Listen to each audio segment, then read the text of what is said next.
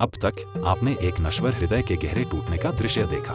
सीता के अपहरण के असहनीय दुख से टूटकर श्री राम अपने प्राण त्यागने की कगार पर पहुंच गए थे। लेकिन ठीक उसी घोर अंधकार के क्षण में महर्षि अगस्त्य आगे आए और उन्होंने एक प्राचीन आदिम रहस्य से पर्दा उठाया, शिवाराधना का सर्वोच्च मार्ग। अगस्त्य के परिवर्तनकारी मार्गदर्शन में श्री राम ने वह कर दिखाया जो अकल्पनीय था। उन्होंने स्वयं भगवान शिव को अपने प्रत्यक्ष गुरु के रूप में प्राप्त कर लिया। उस पवित्र शांति में महादेव ने उस ब्रह्मांडीय संवाद शिव गीता को प्रकट करना आरंभ किया। तत्क्षण ही भौतिक जगत के सारे भ्रम छिन्न भिन्न हो गए। श्री राम को एक विस्मयकारी सत्य का बोध हुआ, शिव ही वह शाश्वत और परम सत्ता है। यह संपूर्ण ब्रह्मांड, प्राचीन देवता और स्वयं काल, अतीत, वर्तमान और भविष्य, ये सभी शिव से ही उत्पन्न होते हैं, शिव में ही समाहित रहते हैं और पूर्णतः उनकी ही परम इच्छा पर निर्भर करते हैं। यह समझते हुए कि ब्रह्मांड का हर कण केवल महादेव की दिव्य इच्छा से ही गतिमान है, श्री राम अपने सभी संशयों का त्याग कर देते हैं। वे परम गुरु के चरणों में नतमस्तक होकर समस्त सांसारिक अज्ञान पर विजय प्राप्त करने का दृढ़ संकल्प लेते हैं। इस प्रसंग में यह दिव्य संवाद और भी अधिक गहन हो जाता है जब हम सीधे श्री राम और शिव के बीच हो रही चर्चा का हिस्सा बनते हैं। स्वयं को तैयार कर लें, क्योंकि महादेव अस्तित्व के समस्त रहस्यों से पर्दा उठाने वाले हैं। वे भौतिक शरीर की आंतरिक संरचना, आत्मा के अमर स्वरूप, इस धरती पर उसके परम उद्देश्य, उपासना के सबसे सच्चे रूपों और मोक्ष अर्थात पूर्ण मुक्ति तक पहुंचने के निश्चित एवं अटल मार्ग का गहन विश्लेषण करेंगे। अध्याय 8 के प्रारंभ में श्री राम आदिगुरु शिव से इस पंच भौतिक शरीर की उत्पत्ति, स्थिति और विनाश का रहस्य पूछते हैं। महादेव प्रकट करते हैं कि यह देह आकाश, वायु, अग्नि, जल और पृथ्वी जैसे पंचतत्वों से निर्मित है। इस संसार में 4 प्रकार के भौतिक शरीरों में जरायुज अर्थात गर्भ से जन्मा मानव स्वरूप ही सर्वश्रेष्ठ है। महादेव आगे सृष्टि के अन्य जीवों और पूर्व जन्मों के कर्मफल से प्रेरित होकर गर्भ के क्रमिक विकास को समझाते हैं। प्रथम मास में यह गर्भ जल के बुलबुले के समान तरल होता है, द्वितीय मास में मांस पिंड बनता है और तृतीय मास में हाथ, पैर और शीश आकार लेते हैं। चतुर्थ मास में जीवात्मा के प्रवेश से गर्भ में स्पंदन प्रारंभ होता है। इसी समय माता और गर्भस्थ शिशु का हृदय एक होने से माता की इच्छाएं शिशु के मानसिक विकास को दिशा देती हैं। पंचम, छठे और 7वें मास में चेतना का पूर्ण जागरण होता है और अस्थियां, रंग तथा बल परिपक्व होकर यह भौतिक देह तैयार हो जाती है। महादेव गर्भ के भीतर जीवात्मा के चरम कष्ट और वैराग्य का चित्रण करते हैं। यहाँ शिशु अपने अंगों को सिकोड़कर उदर की जठराग्नि और अशुद्धियों के बीच अत्यंत पीड़ा भोगता है। उसे अपने पूर्व जन्मों के संचित कर्म याद आते हैं और वह स्वयं को नरक की अग्नि में उबलता हुआ अनुभव करता है, जिससे जीव में तीव्र वैराग्य का संचार होता है। गर्भ का यह असहनीय दुख जीव में भौतिक संसार के प्रति तीव्र वैराग्य और चेतना का संचार करता है। अष्टम मास में त्वचा, ओज और प्राण शक्ति के पूर्ण होने पर जीव गर्भ के भीषण नरक तुल्य दुखों से मुक्ति का मार्ग खोजने में लीन हो जाता है। नवम मास के आते ही गर्भाशय की अस्थिरता बढ़ जाती है और वह समय निकट आता है जब जीव इस बंधन को तोड़कर संसार में कदम रखता है। महादेव स्पष्ट करते हैं कि गर्भ का यह अंतिम चरण ही आत्मा को सांसारिक जीवन की ओर धकेलता है। गर्भ की अंतिम यात्रा में माता के नाभिनाल से पोषण प्राप्त कर जीव प्रसव के भीषण दबाव से बाहर आता है। संसार में गिरते ही वह रक्त और वसा से लिपटा एक असहाय मांस पिंड मात्र रह जाता है, जिसे पशुओं से भी रक्षा की आवश्यकता होती है। महादेव अंत में प्रकट करते हैं कि सुषुम्ना नाड़ी में कफ और श्लेष्मा के अवरुद्ध होने के कारण ही शिशु गर्भ में और जन्म के तुरंत बाद अपनी वाणी खो देता है, जिससे सांसारिक माया और अज्ञान का पर्दा उस पर पूरी तरह गिर जाता है। महादेव युवावस्था के अहंकार और काम वासना के भ्रम का वर्णन करते हैं। जीव मोह और काम के ज्वर में अंधा होकर शरीर की क्षणभंगुरता को भूल जाता है। हाड़ मांस के इस नश्वर ढांचे के प्रति आसक्ति के कारण मनुष्य बुढ़ापे और मृत्यु के कष्टों को देख नहीं पाता, जो अंततः उसे पुनः असहाय बना देते हैं। महादेव बुढ़ापे और मृत्यु के भयानक क्षण का अनावरण करते हैं। जब इंद्रियां शिथिल हो जाती हैं और शरीर रोगों का घर बन जाता है, तब सगे संबंधी भी उस जीव को त्याग देते हैं। इस दयनीय स्थिति में भी वह वासनाओं में लिपटा रहता है, परंतु अंततः मृत्यु उसे वैसे ही अचानक झपट लेती है जैसे गरुड़ सर्प को निगल जाता है। महादेव प्राण छूटने और यमदूतों के आगमन की विभीषिका का वर्णन करते हैं। जब जीवन शक्ति शरीर छोड़ती है, तब जीव घोर अंधकार में डूब जाता है। मृत्यु के पाश और सांसारिक मोह के बीच खिंचता हुआ वह असहाय जीव सहायता के लिए देखता है, परंतु अंततः वाणी और श्वास खोकर यमदूतों द्वारा आगे बढ़ा दिया जाता है।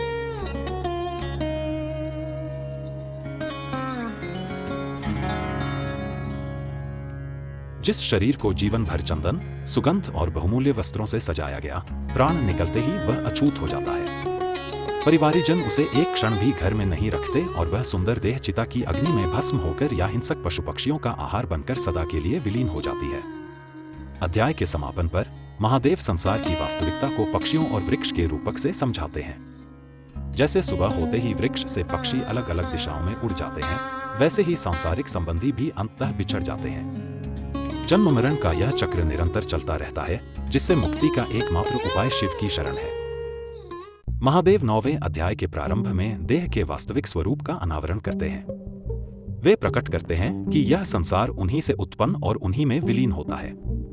अपनी त्रिगुणात्मक माया के रहस्य को समझाते हुए वे कहते हैं कि श्वेत सत्वगुण ज्ञान और आनंद का प्रतीक है, चंचल लाल रजोगुण दुहक का कारक है तथा अंधकारमय काला तमोगुण जड़ता और मोह उत्पन्न करता है।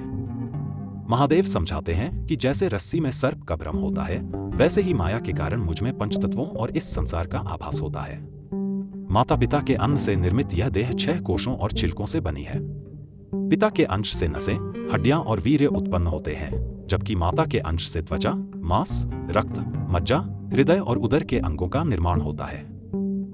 महादेव कहते हैं कि पिता के अंश से शरीर के बाल, नाखून, दांत और स्थिरता उत्पन्न होती है, जबकि रस और द्रव्यों से बल, उत्साह और शारीरिक वृद्धि मिलती है। सुख दुख, इच्छा, बुद्धि और धर्म जीवात्मा के गुण हैं। इसके साथ ही 5 ज्ञानेंद्रियां, 5 कर्मेंद्रियां और मन, बुद्धि, अहंकार तथा चित्त रूपी अंतःकरण मिलकर इस देह की संपूर्ण चेतना को संचालित करते हैं। महादेव अंतःकरण के कार्यों और 3 गुणों के प्रभावों को प्रकट करते हैं। मन का काम स्मरण और संशय है, बुद्धि निर्णय लेती है और अहंकार मैं और मेरा का भाव जगाता है। सत्वगुण से देव भक्ति और आध्यात्मिक रुचि जागती है, रजोगुण से काम, क्रोध और अहंकार उत्पन्न होता है तथा तमोगुण से आलस्य, निद्रा और कपट का जन्म होता है। इसके साथ ही आकाश तत्व से श्रवण शक्ति, वाणी और धैर्य का उदय होता। महादेव वायु तत्व के 5 शारीरिक कार्यों और 10 प्राणों का रहस्य समझाते हैं। इनमें मुख्य प्राण वायु है, जो नाभि, हृदय और कंठ में रहकर श्वास प्रश्वास और वाणी को संचालित करती है। दूसरी मुख्य अपान वायु नाभि के निचले अंगों, जंघाओं और घुटनों में वास कर मलमूत्र के निष्कासन को नियंत्रित करती है, जबकि व्यान वायु पूरे शरीर, आंखों और कानों में व्याप्त होकर अंगों को गति देती है। महादेव समान और उदान वायु के साथ 5 उपप्राणों का रहस्य समझाते हैं। समान वायु जठराग्नि के साथ बहकर 72,000 नाड़ियों में भोजन का रस पहुंचाती है और देह का पोषण करती है। उदान वायु हाथों, पैरों और जोड़ों में रहकर मृत्यु के समय सूक्ष्म शरीर को ऊपर उठाती है। इसके अतिरिक्त नाग, कूर्म, कृकल, देवदत्त और धनंजय नामक उपप्राण पलकें झपकने, छींक, भूख प्यास, आलस्य और सुख दुख की अनुभूतियों को नियंत्रित करते हैं।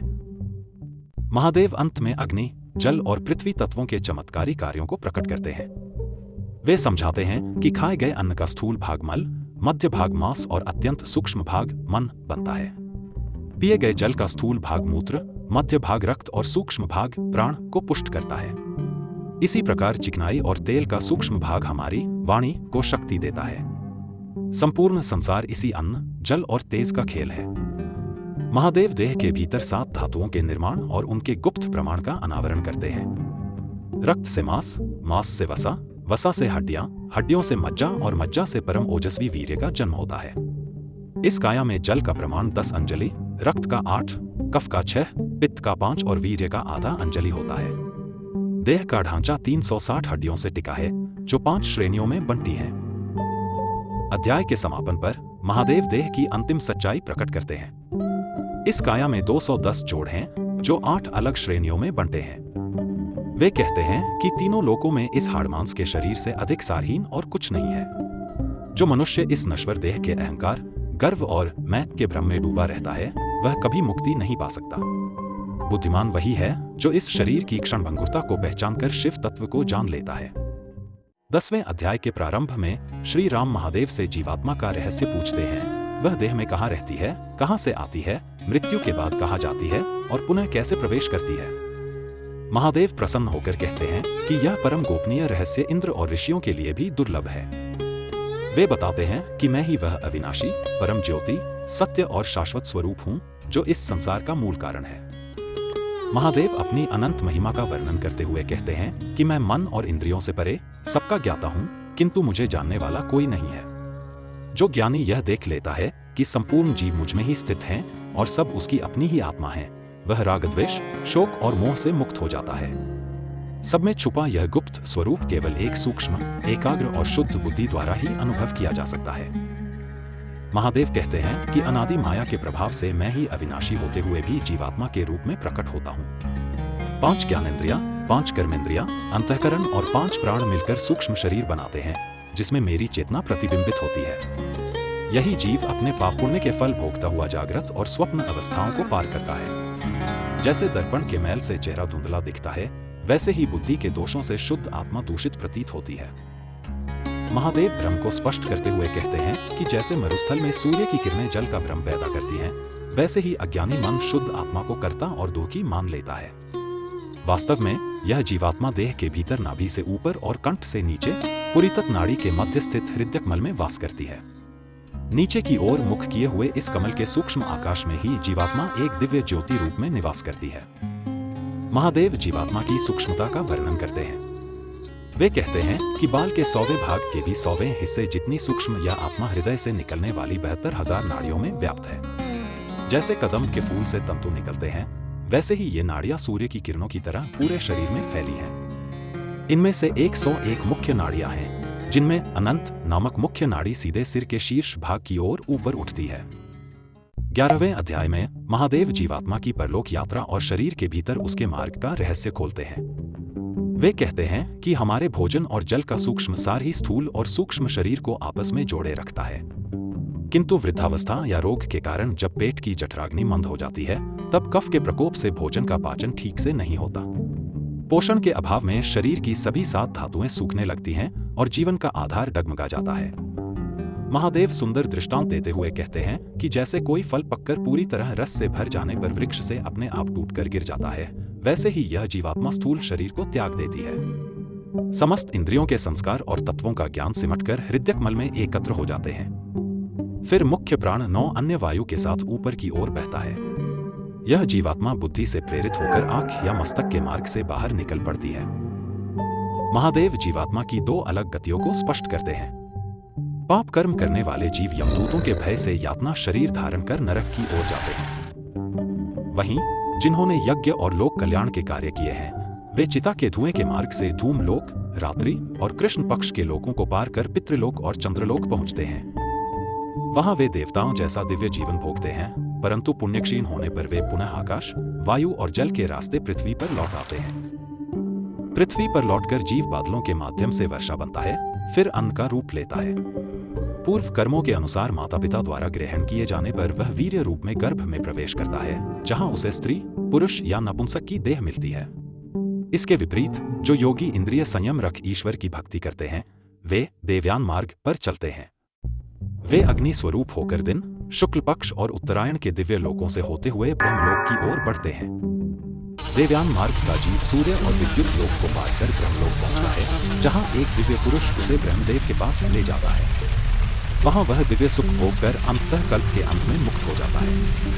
वहीं साक्षात ब्रह्मज्ञानी को कहीं जाना नहीं पड़ता, उसके प्राण यही ब्रह्मा में वैसे ही विलीन हो जाते हैं जैसे जल में नमक। परंतु जो पापी हैं, वे तीसरे मार्ग से रौरव आदि भयानक नरकों में गिरते हैं और अंत में मच्छर या कीड़न कोड़ों जैसी अत्यंत तुच्छ योनियों में जन्म लेते हैं।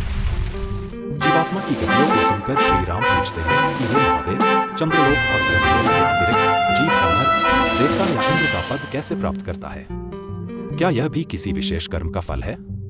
महादेव उत्तर देते हुए सुख की परिभाषा समझाते हैं। वे कहते हैं कि पृथ्वी के 7 द्वीपों पर राज करने वाले एक युवा, स्वस्थ, वीर और रूपवान राजा का जो परम आनंद है, वह मनुष्यों के सुख की सर्वोच्च सीमा है।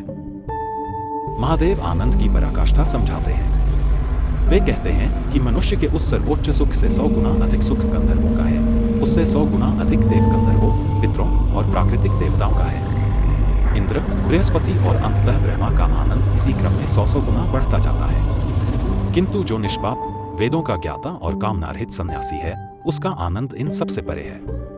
आत्मज्ञानी पुरुष के कर्म न उसे बांधते हैं और न उसका पतन करते हैं, वह सदा मुक्त है। महादेव अंतिम उपदेश देते हुए कहते हैं कि ब्रह्मज्ञानी ही सर्वश्रेष्ठ है। 1 करोड़ साधारण ब्राह्मणों को भोजन कराने से जो पुण्य मिलता है, वह केवल एक आत्मज्ञानी की सेवा करने से प्राप्त हो जाता है। ऐसे तत्वज्ञानी से शत्रुता रखने वाले का सर्वनाश निश्चित है, क्योंकि ज्ञानी साक्षात ईश्वर का ही रूप है। इसलिए हे राघव, महादेव की अनन्य भक्ति में लीन होकर परम संतोष को प्राप्त करो। 12वें अध्याय के प्रारंभ में श्री राम महादेव से पूछते हैं कि हे देवों के देव, आपकी पूजा किस स्थान पर, किस समय और किन नियमों के साथ की जानी चाहिए। महादेव प्रसन्न होकर उत्तर देते हैं कि मैं ही सच्चिदानंद स्वरूप परम सत्य हूं और समस्त देवताओं के रूपों में मैं ही व्याप्त हूं। जो भक्त अन्य देवताओं की पूजा पूर्ण श्रद्धा से करते हैं, वे भी अनजाने में मेरी ही पूजा करते हैं, क्योंकि इस संसार में सब कुछ मुझसे अभिन्न है। महादेव कहते हैं कि जो मनुष्य जिस भी रूप में मुझे भजता है, मैं उसे उसी रूप में फल देता हूं। यदि कोई महापापी भी अनन्य भाव से मेरी शरण में आ जाए तो उसे साधु ही मानना चाहिए, क्योंकि उसने सही मार्ग चुन लिया है। जब जीव मुझसे पूर्ण एकता का अनुभव कर लेता है तो कोई पाप उसे स्पर्श नहीं कर सकता। आगे महादेव उपासना के 4 प्रकार बताते हैं: संपदा, आरोप, संवर्ग और अध्यास। किसी सूक्ष्म वस्तु की विशालता को उसके गुण से समझना ही संपदा उपासना है। महादेव उपासना के अन्य भेदों को स्पष्ट करते हैं। शास्त्रों के आधार पर किसी प्रतीक में दिव्य भावना करना आरोप है। ईश्वर की क्रियाओं को अपने साथ जोड़ना, जैसे महाप्रलय में वायु सब कुछ खुद में समेट लेती है, संवर्ग उपासना है। जब मनुष्य अपनी बुद्धि को पूरी तरह भीतर की ओर मोड़कर स्वयं में ही परमात्मा का साक्षात्कार करता है तो वह आंतरिक उपासना कहलाती है। बाहरी साधन केवल शुरुआत है, परंतु पूर्ण आंतरिक ज्ञान ही जीव को सीधे शिवत्व से जोड़ता है। महादेव साधना के व्यावहारिक नियमों को समझाते हैं। वे कहते हैं कि किसी विशेष तीर्थ स्थान पर जाने की हट छोड़कर जहां मन एकाग्र हो सके उसी स्थान को पवित्र समझना चाहिए। कुशा, ऊन या व्याघ्रचर्म के आसन पर बैठकर गर्दन और मस्तक को सीधा रख एकांत में बैठे। जिसका मन भटकता है उसकी इंद्रियां दुष्ट घोड़ों की तरह सारथी को गिरा देती हैं, किंतु जो विवेकी है उसका मन कुशल सारथी की तरह इंद्रियों को सदा वश में रखता है। महादेव कहते हैं कि जो मनुष्य अशुद्ध और अविवेकी है वह जन्म मरण के संसार चक्र में भटकता रहता है।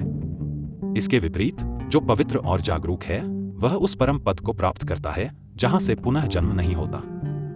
अपने हृदयक मल को शोकरहित और शुद्ध कर वहां मेरा ध्यान करना चाहिए। मैं अनादि, अनंत, निराकार, सच्चिदानंद स्वरूप और सर्वव्यापी हूं, जिसका आधा शरीर देवी उमा का है। यही परम ध्यान जीव को संसार से मुक्त कर देता है। महादेव अपने दिव्य स्वरूप का वर्णन करते हैं। वे नीलकंठ, त्रिनेत्र, जटाधारी हैं, जिनके मस्तक पर बालचंद्र और गले में सर्पराज सुशोभित हैं। वे बाघ की छाल धारण किए हैं, उनके हाथों में कुल्हाड़ी और मृग हैं।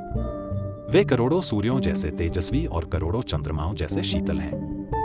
महादेव कहते हैं कि जैसे 2 लकड़ियों के मंथन से अग्नि प्रकट होती है, वैसे ही ओंकार और बुद्धि के ध्यान रूपी मंथन से मैं प्रकट होता हूँ। कुटिल, अशांत और चंचल मन वाले मुझे केवल बौद्धिक चतुराई से कभी नहीं पा सकते। महादेव कहते हैं कि जागृत, स्वप्न और सुषुप्ति, इन तीनों अवस्थाओं का जो साक्षी है वह विशुद्ध चैतन्य मैं ही हूँ। मैं ही समस्त प्राणियों के भीतर छिपा हुआ उनका अंतरात्मा हूँ, जो सभी क्रियाओं का संचालन करता है। जैसे एक ही अग्नि अलग अलग वस्तुओं में प्रवेश करके उनके जैसा रूप ले लेती है, वैसे ही मैं एक होते हुए भी हर देह में भिन्न दिखाई देता हूँ। संसार के दुखों और विकारों से मैं कभी लिप्त नहीं होता। जो मुझे इस रूप में देखते हैं उन्हें ही शाश्वत शांति मिलती है। महादेव अपनी आदि सत्ता को प्रकट करते हुए कहते हैं कि सृष्टि के प्रारंभ में मैंने ही हिरण्यगर्भ यानी ब्रह्मा को उत्पन्न किया और उन्हें वेदों का परम ज्ञान दिया। जो मुझे इस अंधकार से परे प्रज्वलित सूर्य के समान सनातन पुरुष के रूप में जान लेता है वह मृत्यु के पाश से मुक्त हो जाता है। मोक्ष का इसके अतिरिक्त कोई दूसरा मार्ग नहीं है। शांत और संयमित होकर जो मेरे इस वास्तविक स्वरूप को पहचानता है वह संसार के दुखों से छूटकर अंततः मुझ में ही लीन हो जाता है। 13वें अध्याय के प्रारंभ में कौशल्यानंदन श्री राम अत्यंत प्रसन्न होकर महादेव से मोक्ष के वास्तविक स्वरूप पर प्रश्न करते हैं। महादेव उत्तर देते हुए कहते हैं कि हे राघव, मुक्ति 5 प्रकार की होती है: सालोक्य, ईश्वर के लोक में रहना; सारूप्य, ईश्वर का रूप पाना; साष्टी, ईश्वर की शक्तियां साझा करना; सायुज्य, ईश्वर में आंशिक विलय; और कैवल्य, पूर्ण अद्वैत एकता। जो निष्काम और अज्ञानी रहित होकर मुझे भजते हैं वे मेरे लोक को पाकर दिव्य आनंद भोगते हैं और मेरा ही रूप धारण कर राजा की तरह निवास करते हैं।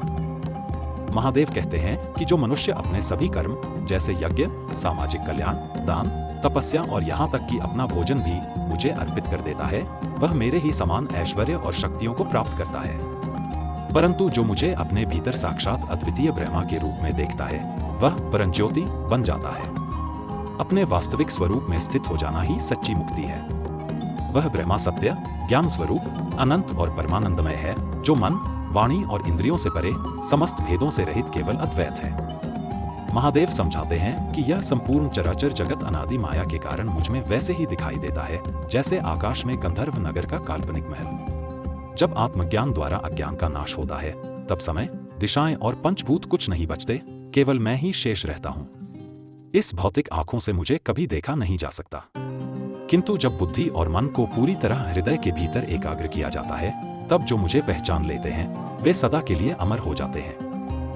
श्री राम पूछते हैं कि हे महादेव, एक साधारण मनुष्य में यह शुद्ध ज्ञान कैसे उत्पन्न हो सकता है? शिवजी उत्तर देते हैं कि सबसे पहले संसार के सभी संबंधों और भोगों से वैराग्य धारण करना होगा। फिर मोक्ष शास्त्रों में पूर्ण श्रद्धा रखकर समिधा हाथ में लिए एक ब्रह्मनिष्ठ गुरु की शरण में जाना चाहिए। गुरु के चरणों में दंडवत प्रणाम कर निष्काम सेवा से उन्हें प्रसन्न करें। इसके बाद वेदों के परम सत्य को अत्यंत एकाग्रता से सुनना चाहिए, जिसे बुद्धिमान श्रवण कहते हैं। महादेव कहते हैं कि गुरु से सुनने के बाद शास्त्रों के दृष्टांतों जैसे लोहमणि, पारस के प्रभाव पर विचार करना मनन है, जो ज्ञान को स्थिर करता है। इसके बाद अहंकार और आसक्ति से मुक्त होकर शांत चित्त से निरंतर आत्मा का ध्यान करना निदिध्यासन कहलाता है। जब ध्यान परिपक्व होता है तब आत्म साक्षात्कार होता है। यह दिव्य ज्ञान करोड़ों जन्मों के संचित कर्मों के विशाल पर्वत को वैसे ही भस्म कर देता है जैसे अग्नि ईंधन को। आत्मज्ञानी पुरुष पूर्व के किसी भी पाप या पुण्य से कभी लिप्त नहीं होता। महादेव कहते हैं कि यह शरीर प्रारब्ध कर्मों का परिणाम है, जिसे भोगे बिना नष्ट नहीं किया जा सकता।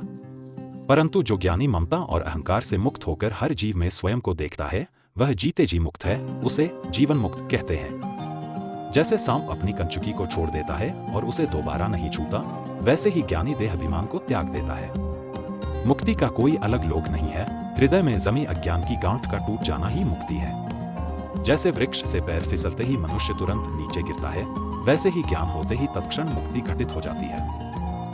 महादेव अंतिम उपदेश में कहते हैं कि ज्ञानी चाहे किसी पवित्र तीर्थ में प्राण त्यागे या किसी अछूत के घर, होश में हो या बेहोश, वह मुक्त ही रहता है।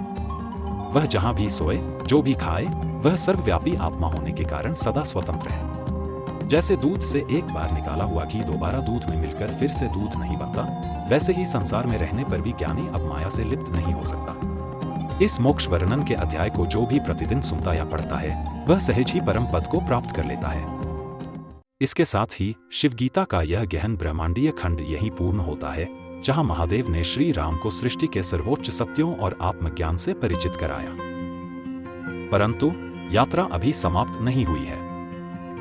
आगामी 28 मई को शाम ठीक 5:55 बजे हम प्रवेश करेंगे शिव गीता के सबसे व्यावहारिक और अंतिम भाग में। अगले अंक में आप जानेंगे महादेव का वो गुप्त योनि मुद्रा बंध जो मृत प्राय और दूषित मंत्रों में भी तुरंत प्राण फूंक देता है। स्फटिक, रुद्राक्ष, सोने और पन्ने सहित 11 शक्तिशाली मालाओं का गोपनीय विज्ञान, साधना के लिए दिशा और आसन के कड़े नियम और अंततः स्वयं साक्षात शिव स्वरूप होकर मोक्ष प्राप्त करने का अचूक मार्ग। इस परम पावन ज्ञान की पूर्णता को मिस न करें। यदि आज का यह प्रयास आपको ज्ञानवर्धक लगा हो तो इस वीडियो को लाइक करें, अपने साथी साधकों के साथ शेयर करें और चैनल को अभी सब्सक्राइब कर बेल नोटिफिकेशन ऑन कर लें। मिलते हैं 28 मई को ठीक 5:55 बजे महादेव के अंतिम उपदेशों के साथ। हर हर महादेव।